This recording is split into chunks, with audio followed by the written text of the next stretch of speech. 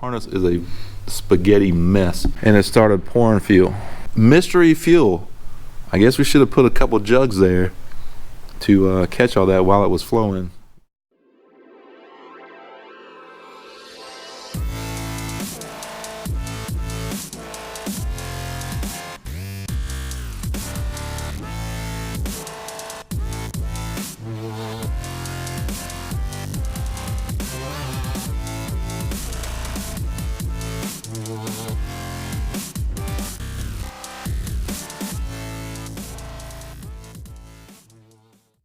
What's going on, and welcome back. So today we're back on the Nova. We got to put Project Stepchild on hold for just a little bit because we just got to drive that car. But today we're going to do a few things with the Nova. Not really get in depth with too much, but some necessary things that we have to do. So first of all, the intake manifold is just sitting on top. You can see we've got the cylinder heads taped off. It's just sitting there. We've got the gaskets sitting over there on top of the paper towels. We've got the gaskets. I think we're going to go ahead and permanently install the intake, and then I need to install the crankshaft bolt, the new one. This is the old one. You use the old one to set the balancer slash pulley to get it set right, get it torqued down. Then you take that off and install the new bolt, torque it down, and leave it there for good. But we've got a tool to do that, and I do want to show that. Now this is the tool that I got on eBay. What it does is it's going to bolt where your starter goes, and if you can see those teeth right there, those teeth will engage the flex plate and hold it still, so that you don't have to have another person trying to hold that while you loosen the crankshaft bolt or torque it down. So that's going to come in handy. I got it on eBay. Can't remember what the price was. A little bit more expensive than you would think for this, but hey, we got to have it. It's going to work. That keeps us from laying under the car. So yeah, that's going to work. But we're going to get to it. We're going to get that stuff done, and maybe some other stuff. But that may be it for today. It's kind of late today getting started, but maybe we'll get into something else. Don't know. We'll see how much time we have, but I definitely want to get this intake on here because I need to start laying out the harness. That's the big thing that has to be done. I want to try to hide as much wiring as possible to keep things clean in the engine compartment, so that it's more of a show quality type build underneath the hood. We'll see how it goes. So got to get the intake bolted down and the harness kind of routed. The harness is a spaghetti mess, so that's going to be a lot of work. But anyway, let's get started. Let's get these things done and see how far we get.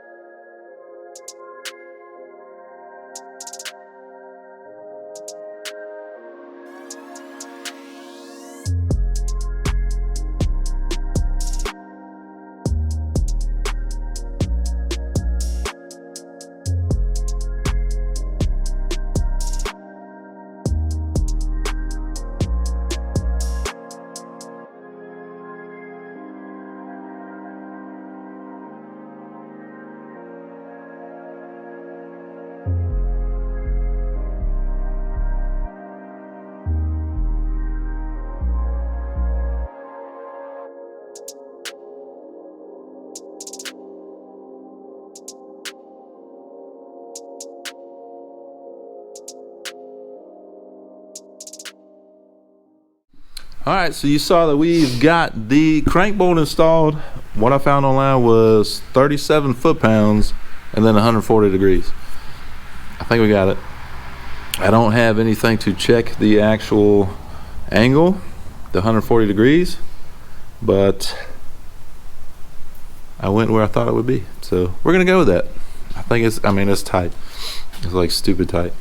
But anyway, we try to move on to running the harness a little bit and seeing where we could put the computer and all that stuff. And I needed to move a fuel line. Fuel line was sitting right in here.